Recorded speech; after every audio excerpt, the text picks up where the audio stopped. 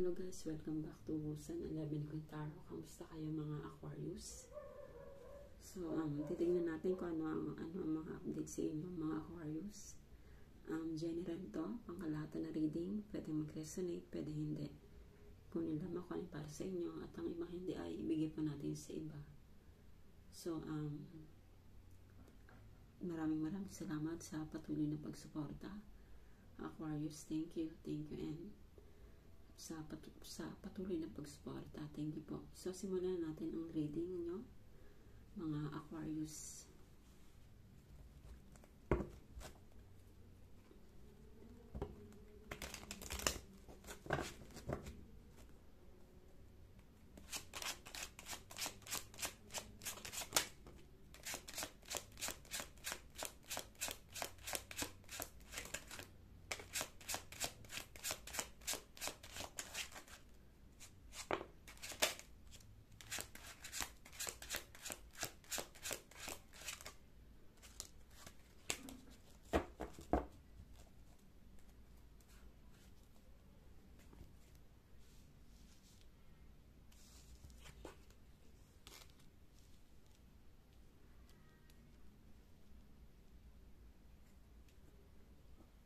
Okay, Aquarius. So, meron ka ditong may mga bago kang action na gagawin na pinag-isipan mo ng mabuti talaga.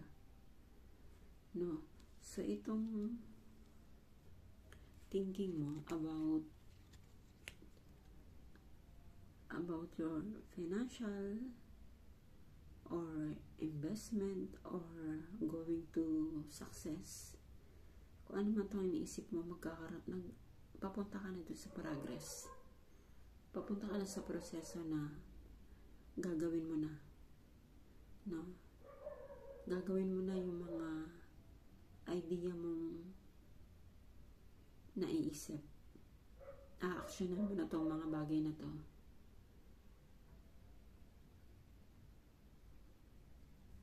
No?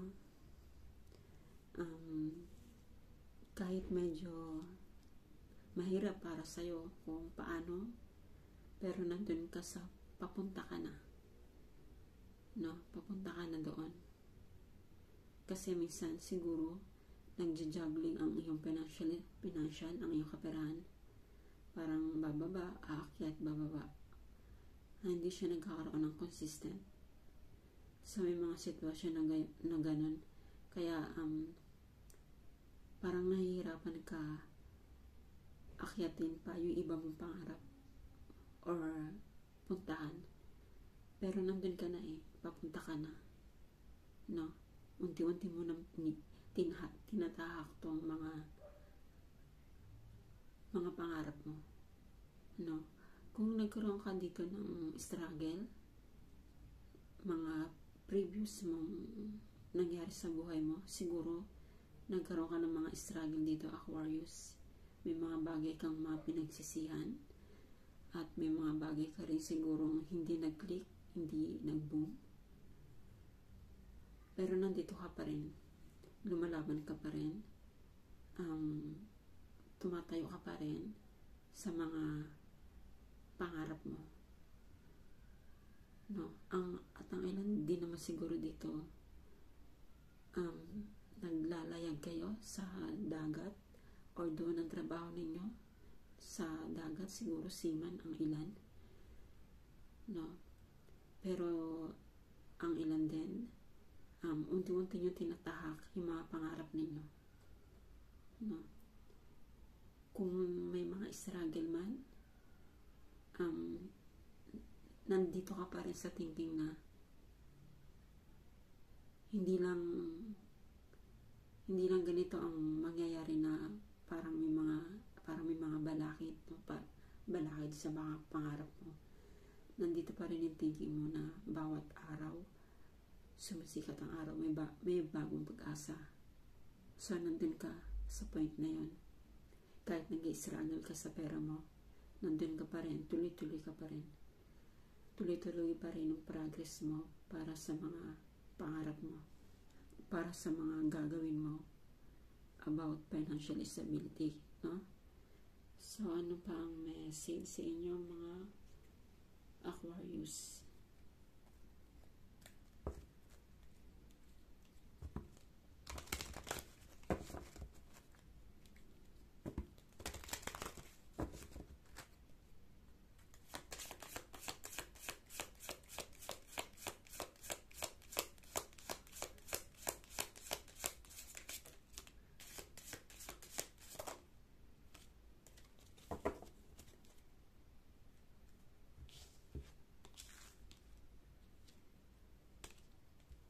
Okay, Aquarius, no?